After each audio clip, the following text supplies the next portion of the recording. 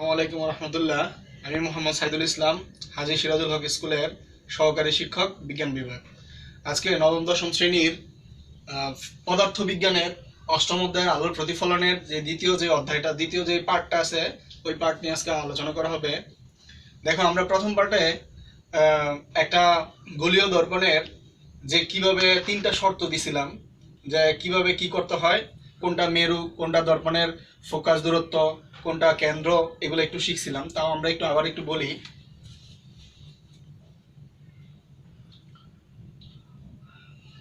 আমরা শিখছিলাম এটা হচ্ছে একটা গোলীয় দর্পণের অংশ বিশেষ, আর পাড়া লাগানো বা সিলভারিং করা যদি বাহিরে থাকে, এটা হচ্ছে অবতল দর্পণ। এখন এই অবতল দর্পণের আমরা নাম দিলাম, একটা দর্পণ নিলাম এম, এম প্রাইম একটা অবতল দর্পণ, পি হচ্ছে তার মেরু। আমরা ধরে নিলাম এটা হচ্ছে কি বক্রতার কেন্দ্র, এটা হচ্ছে প্রধান ফোকাস। সিএফ এবং পিএফটা সমান হইতে হইব, অর্থাৎ পি থেকে এফ এর যে ডিস্টেন্স, সেটা বলা হয় কি ফোকাস দূরত্ব, যেটা এফ দ্বারা প্রকাশ করা হয়। আর সি থেকে যে পি এর দূরত্ব, এটা বলা হয় বক্রতার ব্যাসার্ধ, যেটারে আর দ্বারা প্রকাশ করা হয়। আমরা তিনটা শর্ত শিখছিলাম। এক নাম্বার শর্ত ছিল, যদি কোনো একটা আলোকরশ্মি দর্পণের বক্রতার কেন্দ্র দিয়ে দর্পণে আপাতিত হয়, প্রতিফলনের পর ওই একই পথে ফিরে যায়। দুই নম্বর শর্তটা শিখছিলাম, যদি কোনো একটা আলোকরশ্মি প্রধান অক্ষ হচ্ছে পিসি এর সমান্তরালে দর্পণে আপাতিত হওয়ার পর প্রতিফলনের সময় প্রধান ফোকাস দিয়ে যায়, এটা ছিল দুই নাম্বার। তিন নাম্বার রুলসটা ছিল, যদি কোনো একটা আলোকরশ্মি দর্পণের প্রধান ফোকাস দিয়ে দর্পণে আপাতিত হয়, প্রতিফলনের পর এটা প্রধান অক্ষের সমান্তরালে যাবে। এই তিনটা আমাদের রুলস ছিল। আজকে আরো কয়েকটা রুলস শিখবো, যেগুলোর সাহায্যে আমরা তিনটা জিনিস, আমাদের কিছু কিছু দেখা গেছে যে সৃজনশীল প্রশ্নগুলোর মধ্যে বলা হয় যে একটা দর্পণ দেওয়া থাকে এবং দর্পণের একটা লক্ষ্যবস্তু, যেমন আমাদের যদি আমরা এইটা বলি যে এই জায়গায় একটা নাম দিলাম ও, আর একটা নাম করলাম এই ও, এটা হইছে লক্ষ্যবস্তুর অবস্থান। আর এই ও এ অবস্থানের জন্য বস্তুটার প্রতিবিম্বটা আয়নার মধ্যে কোথায় গঠিত হবে, ওটা হচ্ছে প্রতিবিম্বের দূরত্ব। এই অংশগুলা আমাদের নির্ণয় করতে হইব। যেমন তিনটা ব্যাপার আছে, একটা হচ্ছে তোমার অবস্থান, দুই নাম্বার হচ্ছে প্রকৃতি, তিন নাম্বার হচ্ছে আকার বা আকৃতি, আকার অথবা আকৃতি। এই তিনটা অবস্থান আমরা এই একটা লেন্স থেকে বা একটা দর্পণ থেকে কি করতে পারবো, বের করতে পারবো। বের করতে আমাদের বলবে একটা সৃজনশীল প্রশ্ন। দেখো, আমাদের 6টা অবস্থান থাকবো। 6টা অবস্থান হচ্ছে,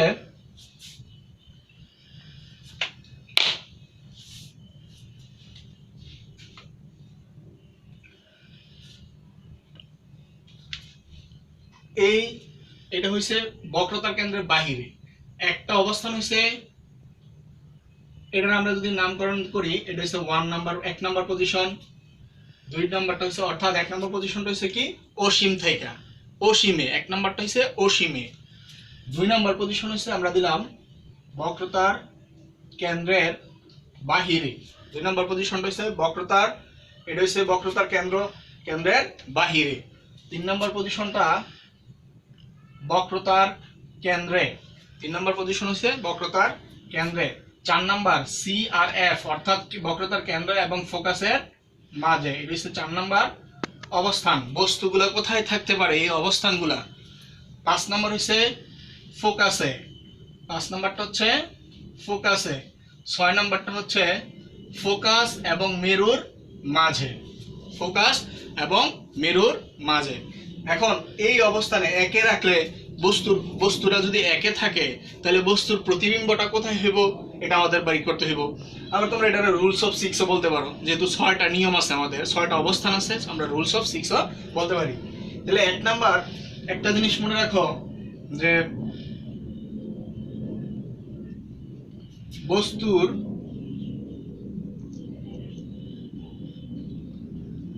বস্তুর দূরত্ব যোগ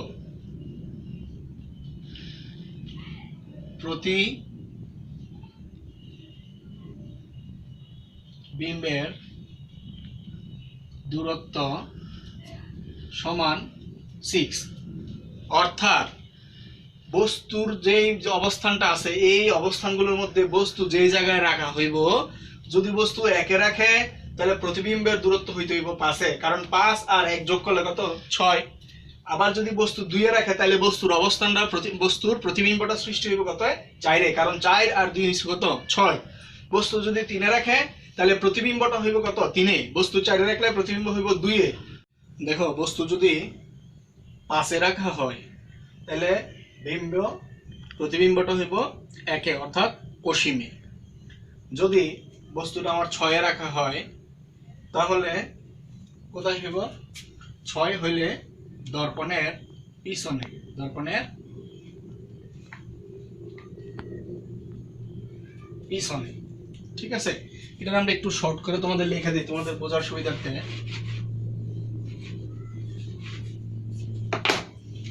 অর্থাৎ 1 যোগ 1 যদি থাকে বস্তু অবস্থান হইব 5, টোটাল হইছে 6।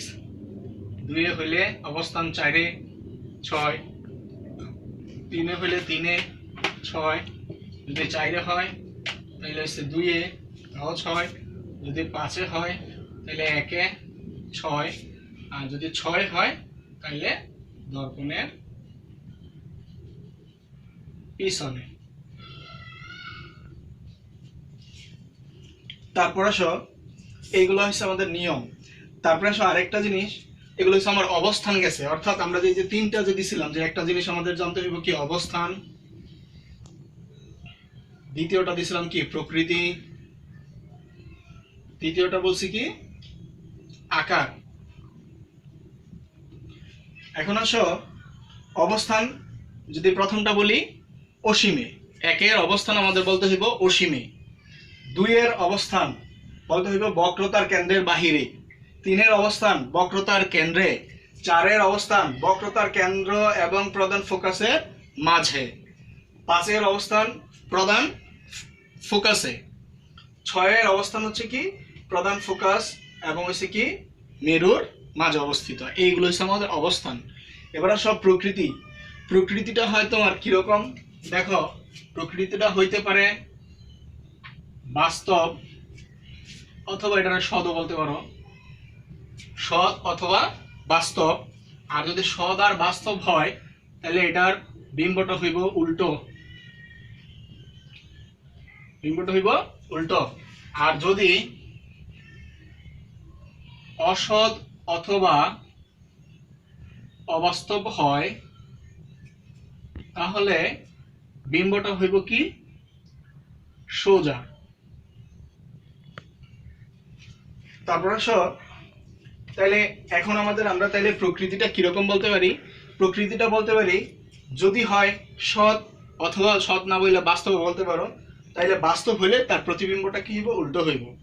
আর যদি বস্তুটা কি হয় অসৎ হয় অথবা অবাস্তব হয়, অসৎ যে কথা অবাস্তব একই কথা, যদি হয় তাহলে এটা কি হইব সোজা হইব। এখন প্রশ্ন হইতে পারে যে সৎ বাস্তব আর অবাস্তব এটা কখন বুঝবো যে এটা সৎ হইলো না বাস্তব না অবাস্তব।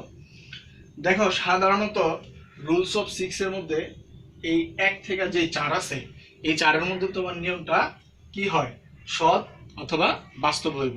তার মানে সৎ বাস্তব হইলে বিম্বটা কি উল্টো হইব। 5-এরটা কি হইব, 5-এরটা সৎ হইতে পারে অসৎ হইতে পারে অথবা বাস্তব হইতে পারে অবাস্তব হইতে পারে উল্টো হইতে পারে সোজা হইতে পারে, এটা বলা যাবে না। 6 নাম্বারটা এটা কি হইব আমার, এটা অবাস্তব হইব, এটা দর্পণের সেতু পিছনে, তাহলে এটা কি হইব অবাস্তব এবং এটা কি হইব সোজা হইব। ঠিক আছে, 6 এর অবস্থান দিলে অবাস্তব এবং কি প্রকৃতি কি হইব অবাস্তব অথবা সোজা হইব। এবার আসো আকার, আকারগুলো কি হইতে পারে, আকারটা হইতে পারে খর্বিত, খর্বিত মানে কি ছোট, আবার হইতে পারে কি সমান অর্থাৎ সমানও হইতে পারে, আরেকটা হইতে পারে বিবর্ধিত অথবা অত্যন্ত বিবর্ধিত বলতে পারো মানে বড়। এই হইছে অবস্থান প্রকৃতি আকার। এখন আমরা 6টা রুলস কিভাবে একে রাখলে রশ্মি চিত্রটা কিভাবে আঁকতে হইব 2-এ রাখলে কিভাবে আঁকতে হইব, 3-এ 4-এ 5-এ এইভাবে আমরা রশ্মি চিত্রগুলো একটু দেখাবো, সবাই দেখবে। দেখো আমাদের 1 নাম্বারটা আমরা একটা সবার একটু লাস্টের দিকে করব। আমরা 2 থেকে নিয়ম 2 থেকে শুরু করি। এইগুলা তোমার পেন্সিল এবং কম্পাসে আঁকতে হবে। এটা আমরা যে আমি হাত দ্বারা আঁকতেছি এটা একটু আনুমানিক। দেখো 2 নাম্বারটা আমরা আঁকতেছি, 1 কিন্তু আমরা পরে করব। দেখো তোমরা স্কেল এবং কম্পাসের সাহায্যে একুরেটলি ভাবে আঁকতে হইব, কারণ এটা হচ্ছে গোলীয় দর্পণ, একটা গোল একটা দর্পণের অংশ নিছি। তার মানে আমরা হাত দ্বারা আঁকলে একটু আঁকা বাঁকা হইব, কিন্তু তোমাদের কম্পাসের সাহায্যে একটা কেন্দ্র, নির্দিষ্ট কেন্দ্র করে একটা কি আঁকতে হইব, গোলীয় দর্পণের অংশ বিশেষ আঁকে নিতে হইব। যাই হোক, আমরা একটু 2 নাম্বার যেহেতু শিখতেছি, তাহলে একটু খেয়াল করো। এটা যদি একটা দর্পণ এম পি এম প্রাইম হয় অথবা এম ডট হয়, এটা যদি আমার কেন্দ্র হয়, এটা হচ্ছে ফোকাস। এখন 2 নাম্বারটা ছিল আমাদের কি, বক্রতার কেন্দ্রের বাহিরে, অর্থাৎ বস্তুটার অবস্থান হচ্ছে বক্রতার কেন্দ্রের বাহিরে। এখন আমরা যদি এই অবস্থানে একটা বস্তু রাখি, বস্তুটা প্রধান অক্ষের যদি সমান্তরালে দর্পণে আপাতিত হয়, তাহলে আমরা জানি এটা প্রতিফলনের পর কি যায়, প্রধান ফোকাস দিয়ে যাবে। কোন একটা আলোক রশ্মি যদি প্রধান অক্ষের সমান্তরালে দর্পণে আপাতিত হয়, প্রতিফলনের পর প্রধান ফোকাস দিয়ে যায়। এটা আমরা আগের যে 3টা নিয়ম ছিল ওই নিয়মের 2য় নাম্বারটা। এখন আরেকটা দেখো, আবার এটাও শিখছি।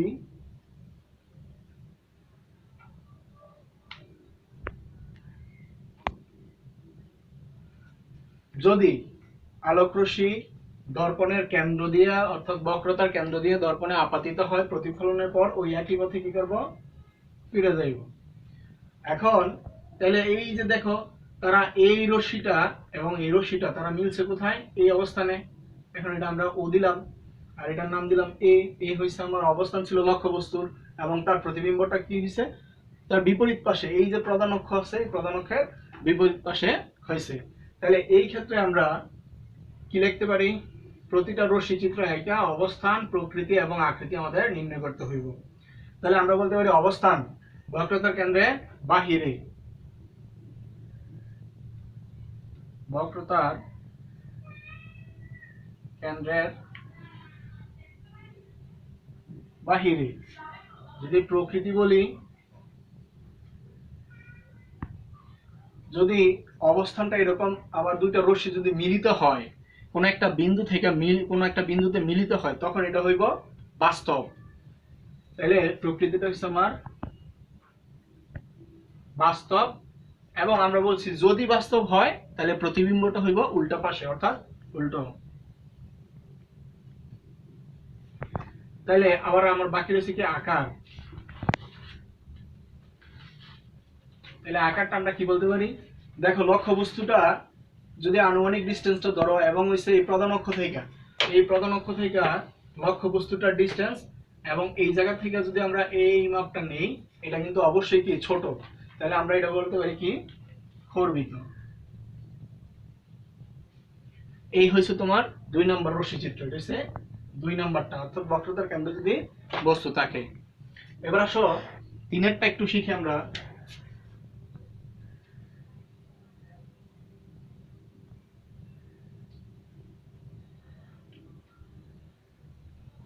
এটা হচ্ছে এম পি এম প্রাইম, এটা ধরে আমরা বক্রতার কেন্দ্র। এটা হচ্ছে, এগুলো আমি আনুমানিক ধরতেছি, তোমরা কিন্তু ফোকাসটা বার করবা কিভাবে, এই যে কেন্দ্রের অর্ধেকের বেশি ব্যাসার্ধ নিয়ে এদিকে একটা বৃত্ত চাপ, এদিকে একটা, বা আনুমানিক একটা যদি মনে করো 5 নাও, তাহলে 2.5 করে নিয়ে মনে করো অর্ধেক করবা, এভাবে খেয়াল করে করতে হবে অর্ধেক। 2 নাম্বার অবস্থান, 2 গেছে আমাদের 3। 3 নাম্বারটা কি ছিল, 3 নাম্বার ছিল যে বস্তুটা কোথায় থাকবে, বক্রতার কেন্দ্রে।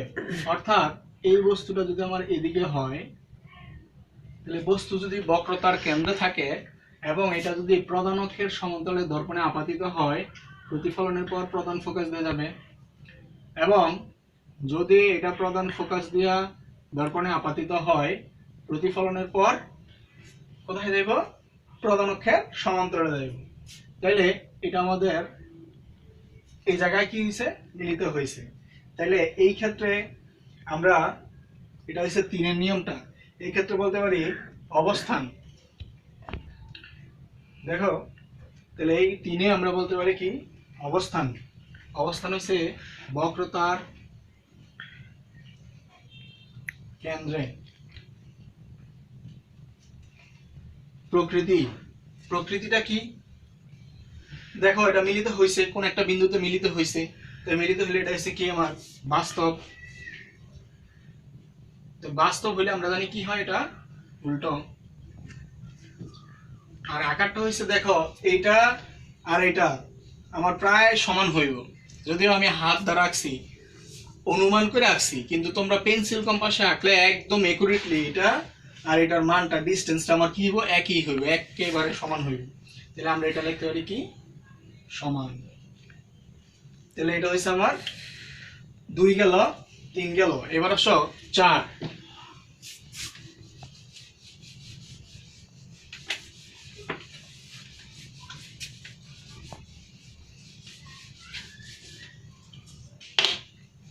চারের ক্ষেত্রে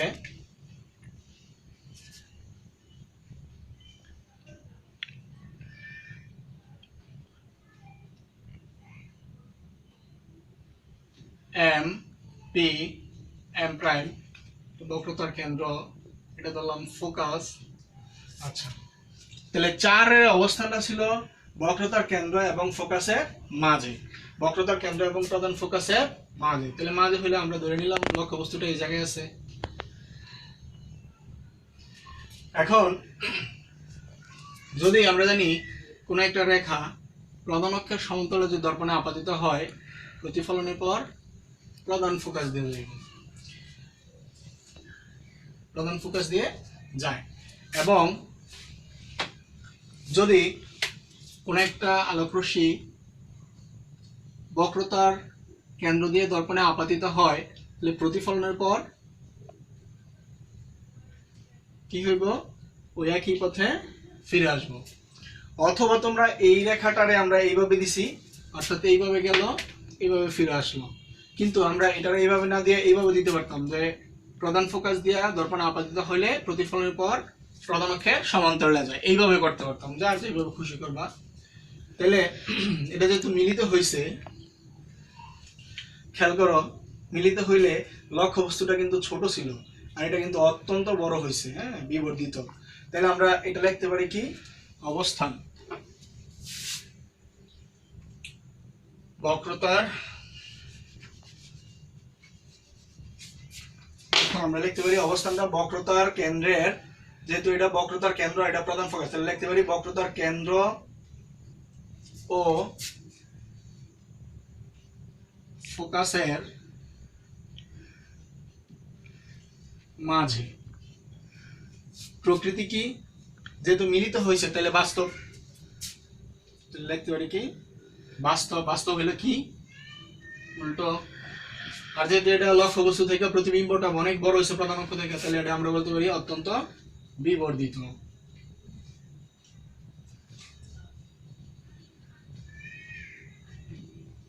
অত্যন্ত বিবর্ধিত, এটা গেল আমার রুলস 4। এবার আসো 5।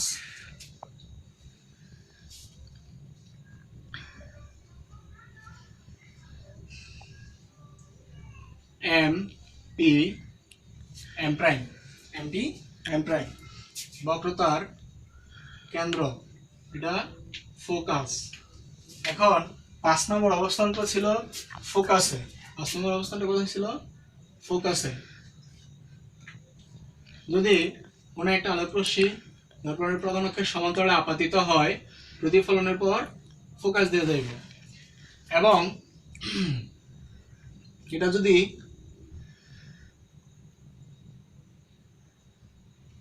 বক্রতার কেন্দ্র দিয়ে দর্পণে আপাতিত হয়, এটা কি হইব, সিধা একটু উপরে লিখলাম, এইভাবে চলে যাইব। তো এখন এটা যেহেতু আমার কত নাম্বার, 5 নাম্বার, আমরা বলছিলাম 5-এ আমার বস্তুটা দেখা গেছে এটা যদি আরো বাড়াইতে থাকে, এটা বাড়াইতে থাকে, হয়তো কোনো একটা অবস্থানে মিলতে পারে, অথবা এদিকে যদি পিছনের দিকে বর্ধিত করি, এভাবে যদি বাড়াইতে থাকি, তাহলে এটা হয়তো কোনো একটা অবস্থানে মিলতে পারে, কিন্তু মিলতে পারে আবার নাও মিলতে পারে, এটা আমরা বলতে পারি না। যার কারণে এই 5 নাম্বারটা অবস্থানটা আমরা কি লিখে দেখাবো, অবস্থান হইছে ফোকাসে, অবস্থান প্রধান ফোকাসে। প্রকৃতিটা কিরকম, বাস্তব অথবা অবাস্তব এবং উল্টো বা সোজা। আকারটা কি হইব, আকারটা অত্যন্ত বিবর্ধিত হইব, অত্যন্ত বিবর্ধিত। এই হইছে তোমাদের 4 এর পরে 5 গেল, এখন আমাদের বাকি হইছে 6 আর হইছে 1। তাইলে আসো দেখো, আমরা 4-5 পর্যন্ত শিখছি, এবার হচ্ছে 6 নাম্বারটা।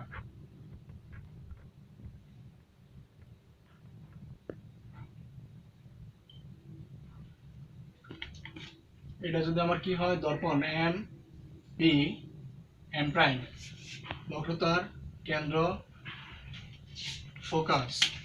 এখন 6 নম্বর অবস্থানটা ছিল কি, বক্রতার কেন্দ্র এবং প্রধান ফোকাসের মাঝে। অর্থাৎ আমি যদি একটা আলোক রশ্মি এভাবে দর্পণের প্রধান অক্ষের সমান্তরালে ফালাই, এটা প্রধান ফোকাস দিয়া যাইব, এবং এটা যদি বক্রতার কেন্দ্র, অর্থাৎ এইভাবে দর্পণে কি করি, আপাতিত করি, প্রতিফলনের পর এই পথেই ফিরে আসবো। তাহলে আসলে আমরা যদি এটাকে পিছনের দিকে বর্ধিত করি, তাহলে দেখো এই একটা অবস্থান, এই অবস্থানটা হিসাবে বস্তুটা কি হয়, মিলিত হইতেছে। তাহলে এছাড়া কিন্তু আর এটা তুমি যতই বাড়াইবা, এটা আবার আস্তে আস্তে কিন্তু বড় হইতে থাকবো। তার মানে এই অবস্থানটা যদি, বস্তুর অবস্থানটা যদি 6 হয়, তাহলে এটা কিন্তু লক্ষ্য বস্তুর যে প্রতিবিম্বটা, প্রতিবিম্ব কোথায় হয়েছে, দর্পণের পিছনে হয়েছে। তাহলে অবস্থান হয়েছে কি, প্রধান ফোকাস ও মেরুর মাঝে। প্রকৃতিটা কিরকম, যেহেতু দর্পণের পিছনে হয়েছে, তাহলে এটা হচ্ছে অবাস্তব, যেহেতু আমাদের মনে করে নিতে হয়েছে যে অপসৃত হচ্ছে বা মিলিত হয়েছে বলে মনে হয়, তখন এটা হচ্ছে কি অবাস্তব। আর অবাস্তব হলে কি হইব, সোজা। আর আকারটা কি হইব, দেখো এটা থেকে এটা অবশ্যই বড়, তাহলে লিখবো কি বিবর্ধিত।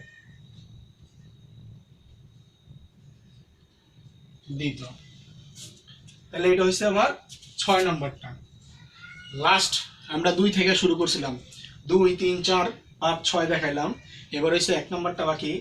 দেখো 1-এরটা হচ্ছে এটা একটু ব্যতিক্রম, যার কারণে আমি 1 নম্বরটা একটু সবার শেষে আঁকলাম। এম পি এম প্রাইম, বক্রতার কেন্দ্র, এটা হচ্ছে ফোকাস। এখন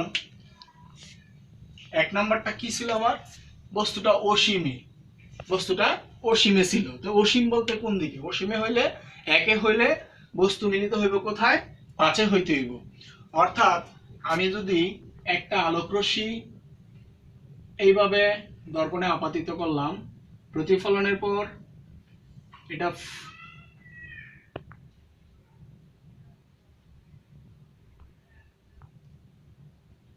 যে কোনো ফালাই, আরেকটা রশ্মিগুচ্ছ যদি ফালাই, এটা এরকম করে যাইতে হবে যেটা প্রধান ফোকাসে, অর্থাৎ 5-এ কি করে বস্তুটার প্রতিবিম্বটা সৃষ্টি করে। অর্থাৎ একগুচ্ছ আলোক রশ্মি, সমান্তরাল আলোক রশ্মি দর্পণে আপাতিত হওয়ার পর এটা কি থেকে ফোকাস দিয়ে ফোকাসে মিলিত হইব। এটা হচ্ছে 1 নাম্বার। ফোকাসে মিলিত হলে এটা আমার আকারটা, আকৃতিটা কিরকম হবে দেখো,